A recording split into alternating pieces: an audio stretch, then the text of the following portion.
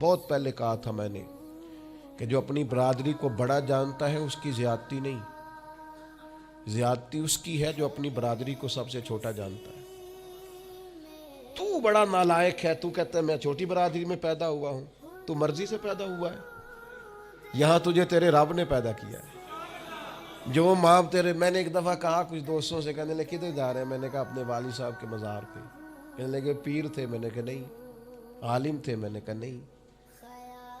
کسی بہت بڑے ادارے میں کسی صدر نشین کی سیٹ پہ بیٹھتے تھے؟ میں نے کہا نہیں۔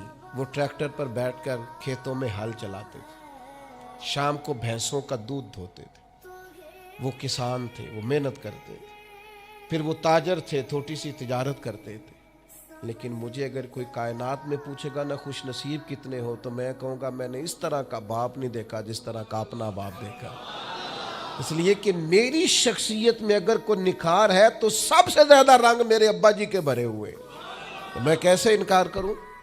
سب سے زیادہ ان کے دیے ہوئے رنگ ہیں شخصیت کے اندر، ماں باپ کے۔ او بھائیو، ناز کے ساتھ زندگی گزاری جاتی ہے، کبھی اپنے آپ کو رسوائی والی جگہ پہ کھڑا نہ کریں، کبھی اپنے آپ کو کمزور نہ کریں، مضبوط رہیں، طاقتور رہیں۔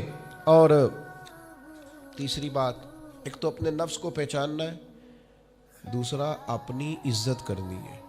کس کی عزت کرنی ہے؟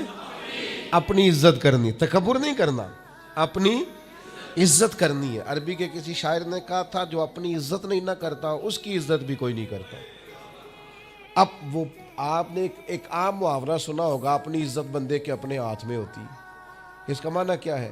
آپ کبھی بھی کوئی ایسا کام نہ کریں جس سے آپ کی ذلت ہو، آپ اپنی عزت کریں، آپ اپنی تکریم کریں، آپ اپنے وقار کو بلند رکھیں، آپ کبھی بھی اپنے لہجے کو، معیار کو کمزور نہ ہونے، آپ فکری توانائی کا ہمیشہ مظاہرہ کریں، طاقتور رہیں، کمزور نہ پڑے کبھی بھی۔ اور تیسرا یہ ہے کہ اپنے نفس کی تربیت کریں۔ جس طرح انسان اپنے وجود کی نشو و نما کرتا ہے نا، وہ کہتا ہے یہ کھاؤں گا تو طاقت ہوگی، یہ کھاؤں گا تو بیمار ہوں گا، یہ کھاؤں گا تو میں فریش رہوں گا، یہ کھانے سے میری طبیعت میں درد ہوگی۔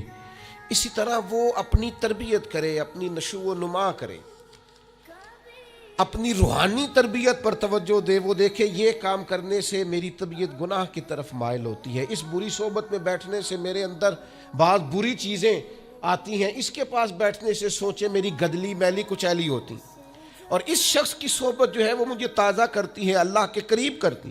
تربیت نفس پر توجہ دیں، اپنی باطنی کیفیات کو ملاحظہ کریں۔ اپنی تربیت سب سے زیادہ انسان خود کر سکتا ہے، بل الانسان علی نفسہ بصیرہ، انسان خود اپنے اوپر گواہ ہے، وہ خود محسوس کرے کہ کہاں کہاں میرے اندر غلطیاں ہیں، کہاں کہاں میرے اندر کمزوریاں ہیں، وہ ان ساری چیزوں پر متوجہ رہے۔ ڈاکٹر نے دوائی دینی ہوتی ہے، اور دوائی دینے کے بعد وہ کہتا ہے یہ نسخہ ہے اور یہ کھانے کی ترتیب ہے اور یہ آپ کی پرہیز ہے۔ اب مریض کہے کہ جناب ڈاکٹر صاحب کوئی نظر کریں آپ تاکہ میں نہ نظر سے ٹھیک ہو جاؤں، تو ڈاکٹر کہے گا میری نظر یہی ہے جو میں نے نسخہ لکھا ہے نا، یہی نسخہ ہے، یہ دوائی کھائے۔ یہ وہ لوگ آتے ہیں پیر صاحب کے پاس، کہتے ہیں کوئی نظر کریں میں نیک ہو جاؤں۔ بھی پیر صاحب نے نسخہ بتایا نا، 5 نمازیں پڑھو، نماز کے بعد یہ والا ذکر کرو، پیر صاحب نے بتایا نا اس کام سے پرہیز کرو، تو آپ ان بات مانیں انشاءاللہ اللہ شفا عطا فرمائے گا۔ آپ اس نسخے پر، وہ پیر فیض الحسن شاہ صاحب رحمۃ اللہ علیہ آل مہار شریف والے فرمایا کرتے تھے، مرید کہندے نے سانو نمازاں نہ پڑھاؤ، اللہ اللہ نہ کراؤ، ایویں ہی پہنچاؤ۔ تو کہتے ہیں یہ ایویں والا کام ہو سکتا؟ ہاں، جو شریعت کے احکام ہے وہ تو سارے کرنے پڑتے ہیں۔ اور پھر لوگوں کو نا ایسے موقع پہ بابا بلے شاہ جی یاد آ جاتے ہیں، کہتے بلے شاہ نو مرشد ملے ہے تے انہیں ایویں جا بخشایا ہے، او نا نا نا نا 300 پہلی زمین ہوندی سی بابے بلے شاہ دی، انہیں ساری دیتی دی اللہ دی راہ وچ۔ ایویں جڑا جے نا وہ اے والا ایویں جے، نیرا شعر نہ پڑھو، پیچھے پلٹ کے دیکھو تو صحیح اس شخص نے کمال کیا کیا کیا۔